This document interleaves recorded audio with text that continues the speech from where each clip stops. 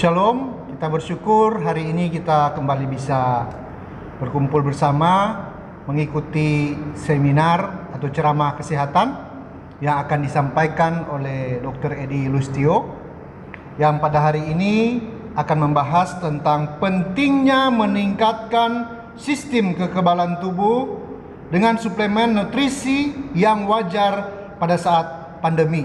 Jadi kita akan melihat bagaimana pentingnya kita menjaga kesehatan tubuh kita, menjaga agar kekebalan tubuh kita tetap terjaga dengan suplemen dan juga dengan nutrisi, tentu dengan porsi yang wajar. Ya, sebelum mulai kita berdoa terlebih dahulu.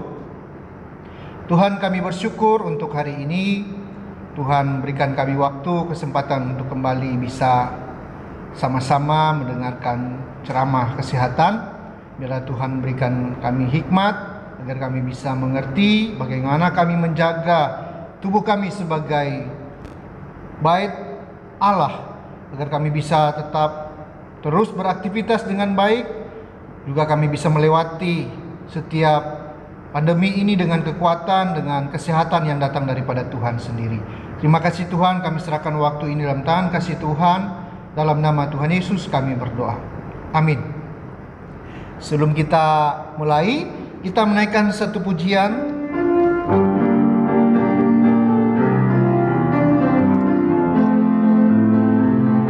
Begitu besar kasih Allah pada kita, diberkatilah anak cucu kita di mana-mana. Tuhan mengubahkan miskin menjadikan kaya, Dia merendahkan dan meninggikan bulan. Berbahagialah bagi orang yang percaya, anak cucunya pasti tidak akan meminta-minta, karena Allah menggenapi firman-Nya. Tiada yang mustahil bagi orang percaya. Waktu selanjutnya saya berikan kepada Dr. Edi. Shalom. Hari ini kita mengadakan suatu ceramah kesehatan lagi yang saya beri judul itu adalah pentingnya meningkatkan sistem kekebalan tubuh dengan suplemen nutrisi yang wajar pada saat pandemi COVID-19. Memang kita tahu bahwa di dalam pandemi COVID ini, kita penting sekali untuk meningkatkan antibodi. Kenapa? Kita tahu pada saat COVID-19 ini sampai kemarin udah 136 dokter meninggal dunia karena COVID di Indonesia. Dan COVID-19 tidak hanya menyerang pernafasan, sekarang kita tahu juga menyerang menjadi pembekuan darah. Di mana-mana pembekuan darah, sehingga ia diserang adalah multiple organ dan bisa terjadi hipoksi gembira atau happy hipoksi, yaitu di mana kita nggak tahu apa-apa, tahu-taunya oksigen di dalam saturasi oksigen di dalam tubuh menurun terus meninggal. Tidak ada obat yang jitu, juga kita masih menunggu vaksin. Jadi apa yang terjadi? Kita harus meningkatkan imunitas tubuh. Nah, apa itu ilmu kekebalan?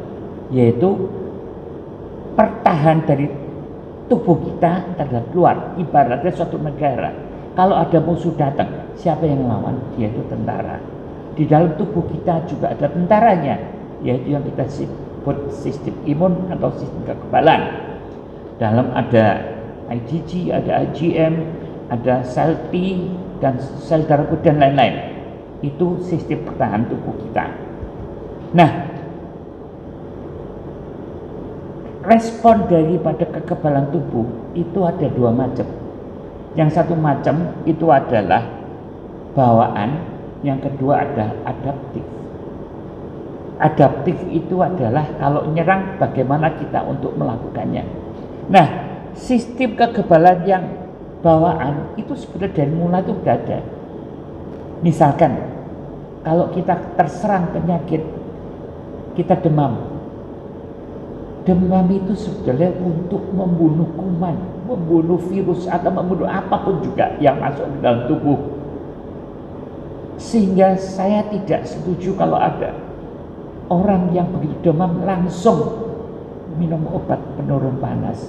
Padahal itu adalah sistem kekebalan tubuh kita untuk membunuh. Lah kok sedikit-sedikit dikasih obat penurun panas, sedikit dikasih obat penurun panas, lama-lama sistem kekebalan tubuh ya malas bekerja. Biasanya saya memberikan batas sampai 38,5. Di atas itu dikasih obat penurun panas.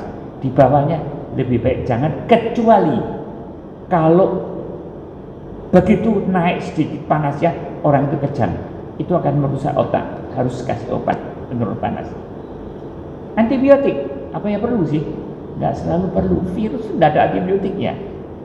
Nah, yang disebut sistem imun dari bawaan apalagi kalau kita bersin asyik gitu, itu mengeluarkan kuman, mengeluarkan virus, betul ya. Batuk juga mengeluarkan virus, mengeluarkan zat-zat asing. Diare juga. Jangan sekali, cuma diare sekali 2 kali kasih obat, jangan ya. Karena apa? Itu mengeluarkan racun, mengeluarkan kuman-kuman dan lain-lainnya. Lah itulah yang disebut sistem imun bawaan. Sebetulnya Tuhan sudah memberikan kita. Kalau begitu ada sesuatu benda asing langsung dilawan. Nah begitu, itu namanya bawaan. Yang adaptif itu gimana? Kalau ada virus datang masuk, maka tubuh mempersiapkan diri untuk mengeluarkan suatu antibodi yang terhadap virus atau kuman itu. Sebetulnya yang bawaan, sistem imun bawaan itu memberikan kesempatan waktu untuk sistem kekebalan yang adaptif untuk mengeluarkan antibodi yang ditujukan kepada benda asing itu. Butuh waktu kira 1 minggu. Nah, kalau seandainya kata yang adaptif ini dia bisa mengeluarkan antibodi yang cocok dan cukup bagus, maka sembuhlah orang itu. Tetapi kalau akhirnya sistem kekebalan tubuh kita lemah, yang dikeluarkan antibodi kurang kuat atau kurang banyak, terjadilah sesuatu protein yang bersifat mengganggu atau yang disebut radikal bebas. Yang terjadi apa? Sistem kekebalan tubuh kita kalah, sehingga pasien itu tambah gawat, bahkan bisa mati. Nah, untuk itulah bagaimana kita untuk meningkatkan sistem imunitas kita, ya, itu penting sekali. Dan fungsi daripada imunitas itu tidak boleh kurang, ya tidak boleh berlebihan. Kalau kurang, apa yang terjadi? Infeksi, ya, kanker. Tapi berlebihan, apa yang terjadi? Alergi, dan bisa terjadi autoimun. Saya tidak bicara autoimun hari ini. Nah, sebetulnya yang berperan salah satu adalah kuman di dalam usus. Tapi kuman itu kuman baik. Dia mengeluarkan probiotik untuk meningkatkan kekebalan tubuh kita, sehingga jangan sembarang minum antibiotik. Termasuk kuman yang baik di usus dibunuh, akhirnya sistem kekebalan tubuh kita menjadi turun. Nah, ada kebiasaan yang jelek membuat kekebalan tubuh kita turun. Yang satu adalah mager, tahu mager ya? Malas gerak, nggak mau olahraga, tiduran terus, lihat TV, lihat gadget, lihat HP, nggak boleh. Kedua, konsumsi gula yang berlebih-lebihan, karena itu tidak menyuburkan kuman sehat di dalam usus. Nah, kuman usus yang baik yang meningkatkan antibodi, tidak senang banyak gula, sehingga kekebalan tubuh kita akan turun. Terus serba goreng ya, kita tahu sendirilah ya. Lah, terus berada di dalam ruangan, tidak mau gerak dan bergadang. Orang yang tidurnya kurang, kekebalan tubuh akan turun. Ya. Nah, dampak gaya hidup terhadap respon imun yaitu harus makan makanan yang bergizi. Nanti kita bicara. Harus berolahraga secara teratur, menjaga berat badan supaya jangan terlalu gemuk tapi sehat. Berhenti merokok, berhenti minum alkohol, cukup tidur, menghindari infeksi melalui 4M, yaitu harus pakai masker, harus mencuci tangan, harus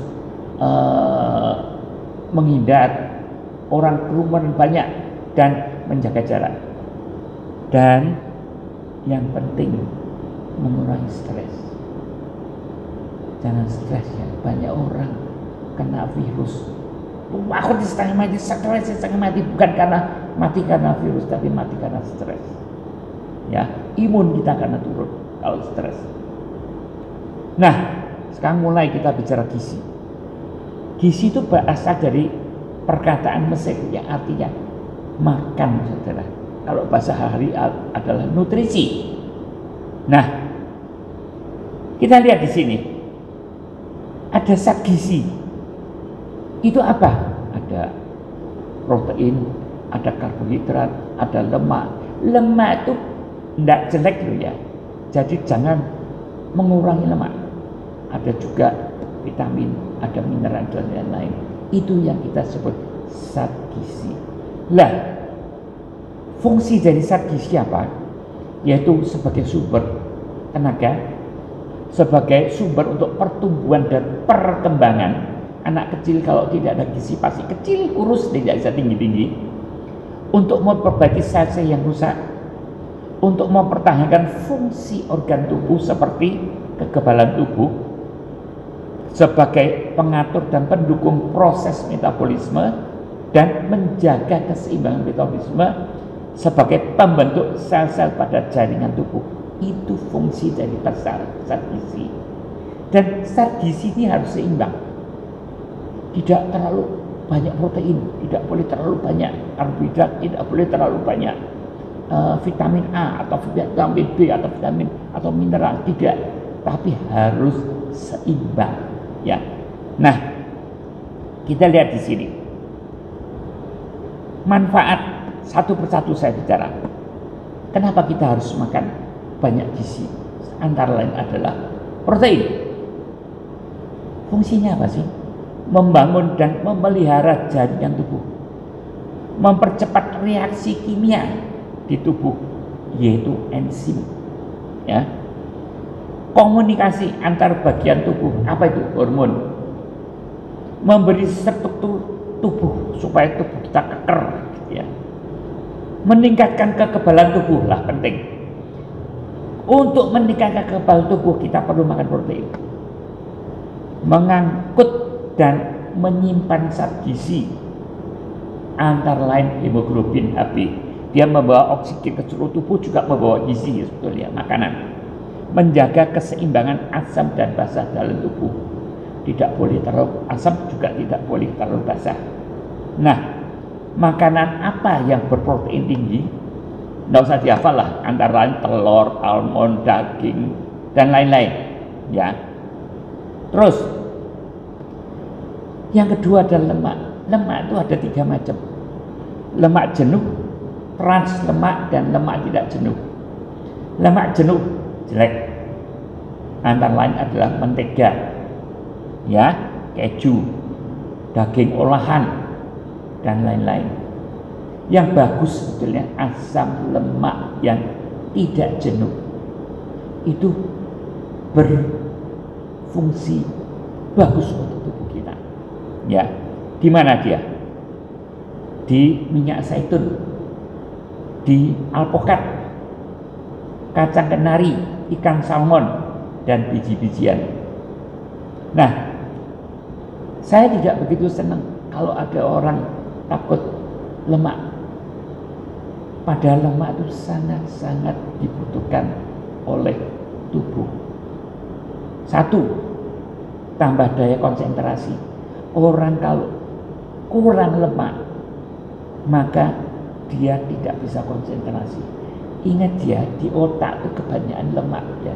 Kita kalau suka makan otak sapi, otak apa gitu ya, lihat itu kan lemak di dalam situ. Menjaga sistem reproduksi, menurunkan kolesterol. Aneh ya, asam tidak jenuh itu malah bisa menurunkan kolesterol. Kenapa?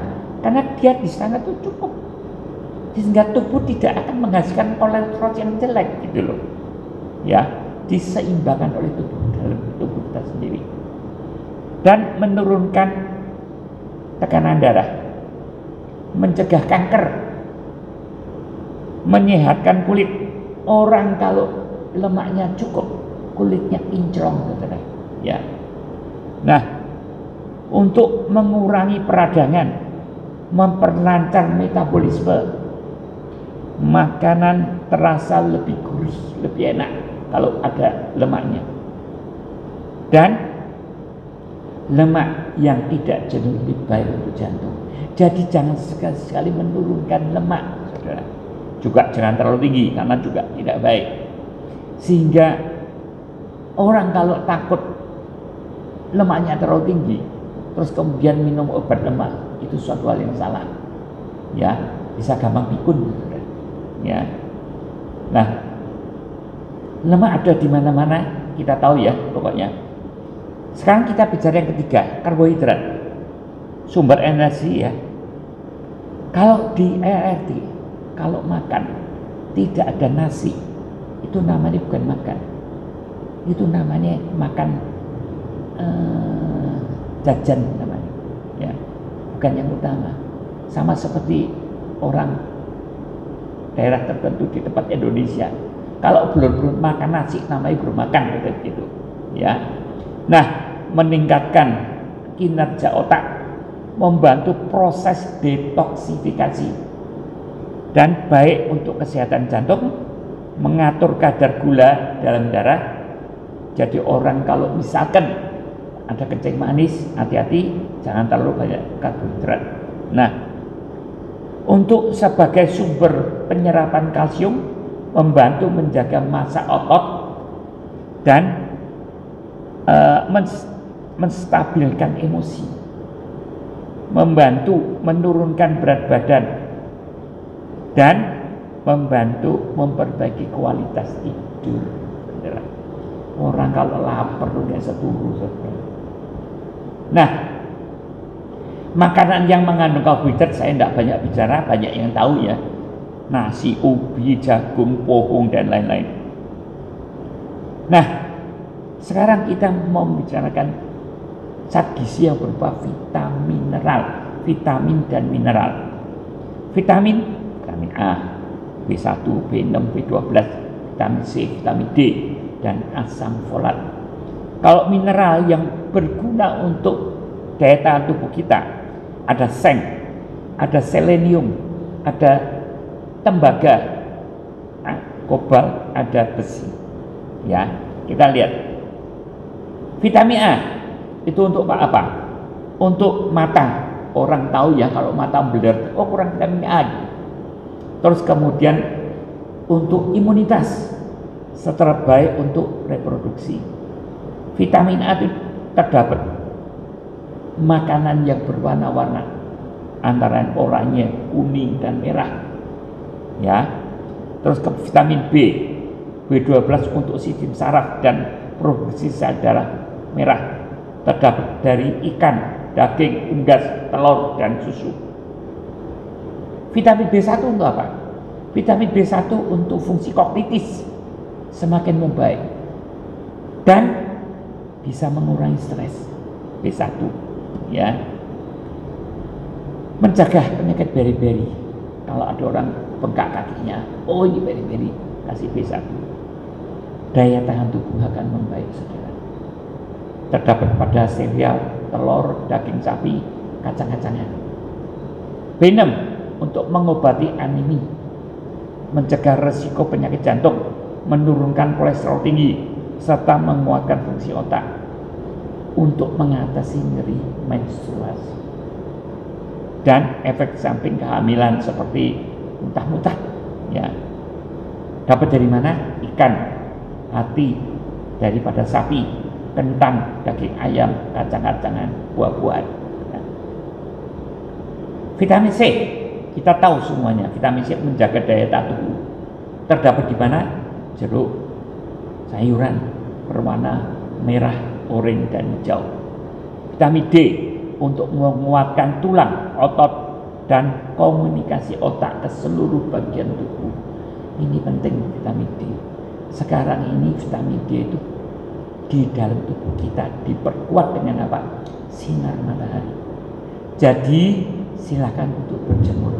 Paling bagus jam 9, jam 10, cukup kira-kira 15 menit ya untuk menghidupkan vitamin D kita. Vitamin E membantu dalam melindungi sel-sel tubuh dan kerusakan. Bisa didapatkan dari makanan seperti kacang-kacangan, biji, bunga matahari, sereal, dan minyak sayur. Kita lihat mineral, kita lihat kalsium untuk memperlancar pembekuan darah, untuk menguatkan tulang dan gigi, dan pergerakan otot-otot tubuh. Dapat dari mana? Sereal, keju, ikan, salmon, dan lainnya. Nggak usah dihafalkan. Yang penting apa? Semua makan, saudara. Ya, maka kita akan cukup. Zat besi itu untuk pembentukan enzim dalam tubuh, dan sel darah merah dibutuhkan daripada zat besi. Dapat dari mana? Coklat hitam, kacang-kacangan, kerang, daging ayam, daging kalkun, sayur bayam, brokoli, dan tahu. Ya. Terus seng meningkatkan kekebalan tubuh. Ini makanan laut biasanya, ya. Kerang, kedelai, kacang, gandum, dan susu. Kalium. Kalium untuk mengontrol aktivitas hati, saudara. Membantu membentuk protein dan otot, dan membantu menghancurkan karbohidrat menjadi energi. Konsumsi di ubi, tomat, kentang, daging merah, ayam, dan ikan. Kalium ini kalau kurang membahayakan jantung, tapi kalau kebanyakan juga membahayakan jantung. Ingat dia, orang kalau disuntik untuk para penjahat yang mau disuntik mati, itu pakai kalium ya. Jadi kalium tidak boleh kurang, tidak boleh terlalu banyak. Ada satu macam lagi, selenium, yang kita jarang menemukan. Bertindak molekul antioksidan. Antioksidan itu adalah untuk menghancurkan radikal bebas yang sangat racun dalam tubuh kita, dan meningkatkan kekebalan tubuh, melawan penyakit jantung, menurunkan risiko kanker. Selenium itu bagus sekali ya, menjaga kesehatan kelenjar tiroid, melawan menurunkan kondisi mental, berpotensi meredakan gejala asma. Selenium terdapat dalam bijian, sayuran hijau, jamur, dan kacang. Ya. Kemarin saya mengikuti suatu seminar, ternyata ada satu lagi, yaitu astaxanthin. Itu untuk membantu melawan radikal bebas, karena dia sendiri adalah antioksidan yang kuat sekali.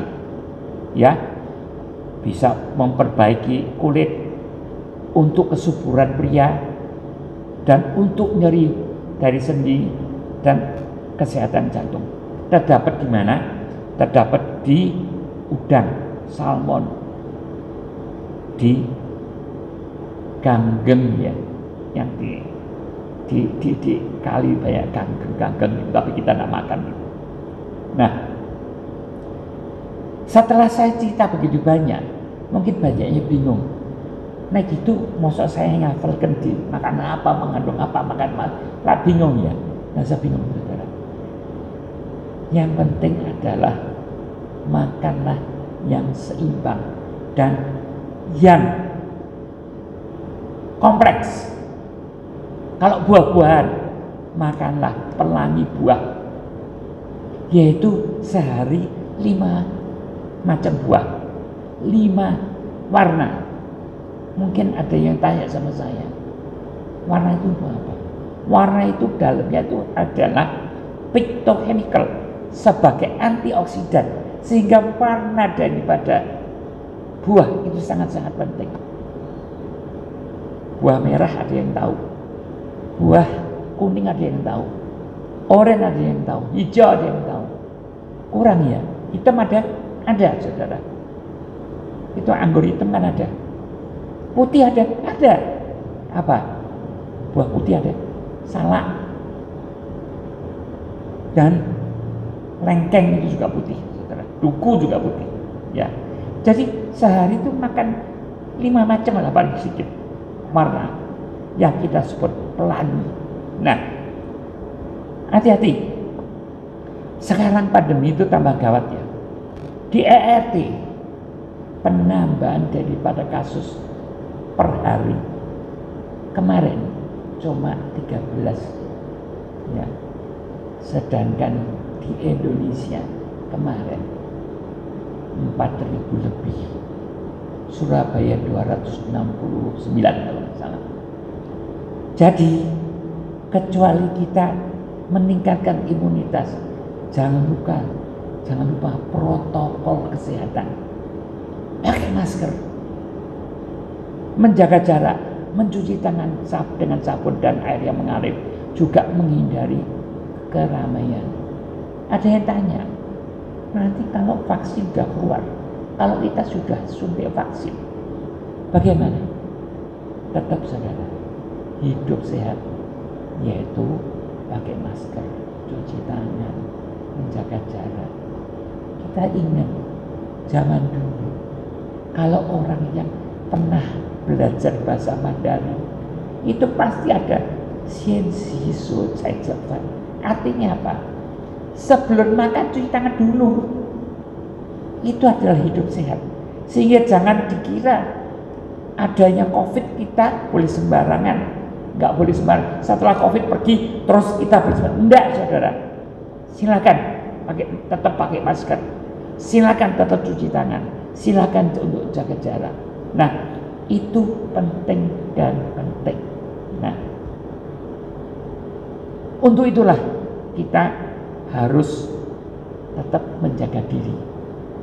Sekian, terima kasih.